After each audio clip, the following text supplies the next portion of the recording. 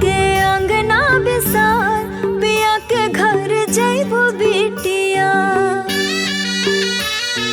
बाबुल के अंगना बिसार पिया के घर जइबो बिटिया। कई के हमर घरवा अन्हार पिया के घर जइबो बिटिया। माई तोरे अंगना में खेलली चहकली ममता दुलार तोहर अचरा में पवली। ममता दुलार तोहर अचरा में पवली। कैसे रहबो हमके बिसार पूछली तोहार बेटिया। कई के हमर घरवा अन्हार पिया के घर जइबो बेटिया।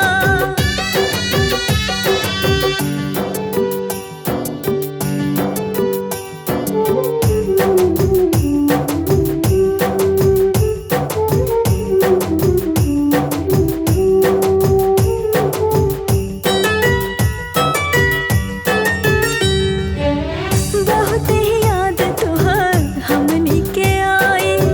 याद जब आई दीदी छोटी रोआई।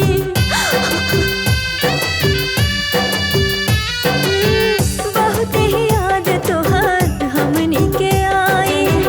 याद जब आई दीदी छोटी रोआई। जन्म मिलल हमनी के कहिया चरवा। याद आई तोहनी के दिहल दुलरवा।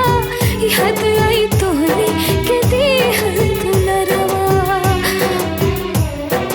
छोड़ी के भरल परिवार पिया के घर जइबो बेटिया। कैसे रहबो हमके बिसार पूछली तोहार बेटिया।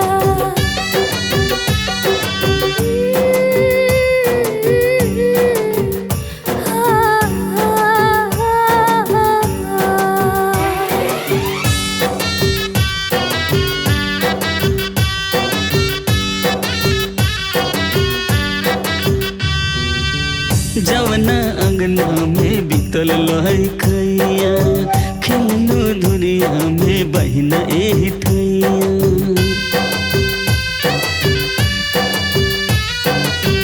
जवना अंगना में बीतल लहकैया खेलनो दुनिया में बहिना एही ठैया।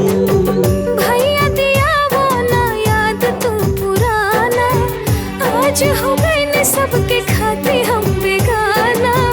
आज हो गई सबके खाते हम बेगाना। पानी पीला टार के ओहार जीजा के घर जाए बहिनी। भूल चूक दिया कुल बिसार पिया के घर जाए बहिनी।